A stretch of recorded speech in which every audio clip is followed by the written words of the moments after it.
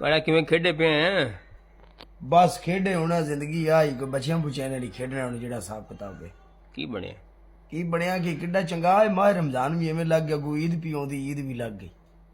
ਨਹੀਂ ਇਹ ਬਥੇਰੇ ਦਿਨ ਪਏ ਨੇ ਯਾਰ ਈਦ ਦੇ ਦਿਨ ਪੈ ਨੇ ਗੱਲ ਕਰਨ ਦਾ ਮਤਲਬ ਇਹ ਵੇ ਕਿ ਜੇਕਰ ਸ਼ਾਦੀ ਹੁੰਦੀ ਹੋਈ ਹਾਂ ਤਾਂ ਕਿੱਡਾ ਚੰਗਾ ਤੇਰੀ ਭਰਜਾਈ ਮੇਰੇ ਵਾਸਤੇ ਸਹਿਰੀ ਲੈ ਕੇ ਆਵੇ ਬਣਾ ਕੇ।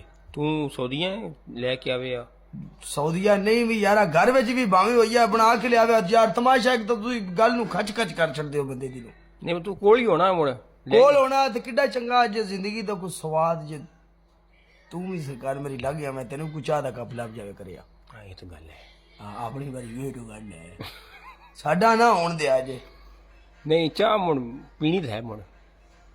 ਹੁਣ ਹਾਂਜੀ ਪਕਟ ਪੈਣਾ ਇਹ ਕੀ ਆ? ਆਸ ਖੇਡ ਕੇ